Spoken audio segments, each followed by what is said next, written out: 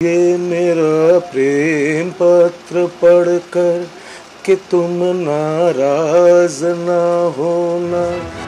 লোকসভা ভোটের মুখে ঘটনার ঘন ঘটা তৃণমূলে একদিকে যখন দলত্যাগ করলেন তিনবারের তৃণমূল বিধায়ক ও প্রাক্তন মন্ত্রী তাপস রায়, তখন অন্যদিকে দলের সাংসদ সুদীপ বন্দ্যোপাধ্যায়কে তীব্র আক্রমণ করায় কুণাল ঘোষকে শোকজ করা হয়েছে বলে তৃণমূল সূত্রে দাবি করা হচ্ছে। তবে শোকজের চিঠিকে প্রেমপত্র হিসেবে হালকাভাবেই নিলেন কুণাল ঘোষ।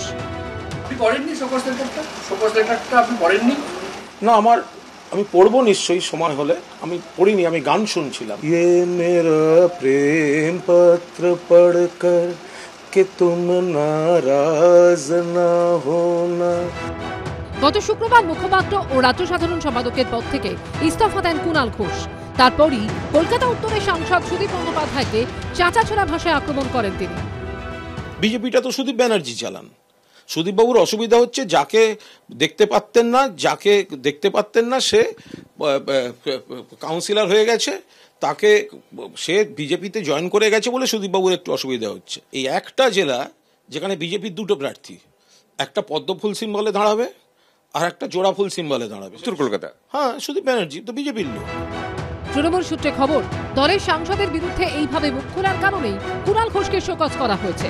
সূত্রের খবর, তৃণমূলের রাজ্য সভাপতি সুব্রত বক্সির সই করা চিঠি প্রথমে কুণাল ঘোষের হোয়াটসঅ্যাপে পাঠানো হয়, তাও একেবারে নাটকীয়ভাবে।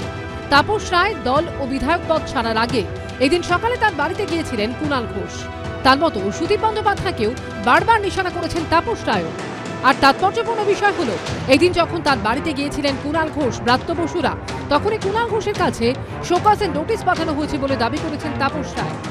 অবাক হয়ে গেলাম যে কুণাল তো আমাকে যাতে আমার সিদ্ধান্ত পুনর্বিবেচনার জন্য আমার গায়ে অনুরোধ করতে এসেছিল, তখনই নাকি ওর কাছে দলের তরফ থেকে সুব্রত বক্সির শোকজ নোটিশ এসেছে। এই হচ্ছে দল, ও আমাকে বোঝাতে এসেছে আর ওর শোকজ নোটিশ পাচ্ছে। এই দলে যাদের সাসপেনশন হওয়া উচিত, শোকজ করা উচিত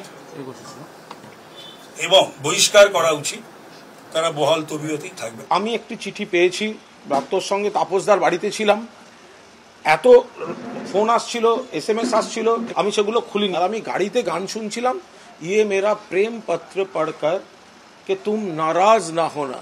আমি যখনই ফাঁকা হবে আমি পড়ব। তবে যে সুদীপ বন্দ্যোপাধ্যায়ের বিরুদ্ধে মুখ খোলায় কুণাল ঘোষকে শোকজ নোটিশ পাঠানো হয়েছে বলে তৃণমূল সূত্রে খবর, সেই সুদীপ বন্দ্যোপাধ্যায় আবার এদিন সন্ধ্যে কুণাল ঘোষকে চায়ের আমন্ত্রণ জানান। সুদীপদা আমার ফোন করেছিলেন এবং সুদীপদা বললেন যে মিটিংটায় আমাকে ডাকা হয়নি সেটা একটা অনিচ্ছাকৃত ভুল। সুদীপদা আমায় ডাকতে চেয়েছিলেন এবং ওনার অফিসের ডেসপ্যাচ থেকে চিঠিটা ভুল হয়ে গেছে এবং উনি সন্ধ্যাবেলা আমায় চা খেতে নেমন্তন্ন করেছেন। আমন্ত্রণ পেয়ে এদিন সুদীপ বন্দ্যোপাধ্যায়ের বাড়িতে চা খেতে যান কুণাল ঘোষ। এখানেই প্রশ্ন উঠছে, দলের নির্দেশে কি কুণালকে ফোন করেছেন সুদীপ? চা খেতে আসছেন, আজকে আপনি আমন্ত্রণ জানিয়েছেন। দলের দুজন সহকর্মী একসঙ্গে চা খাবে, তাতে অন্যায় কি? নানান ধরনের মান অভিমান আমরা দেখতে পাচ্ছিলাম সোশ্যাল সাইটে। আমার কোনো মান অভিমান নেই।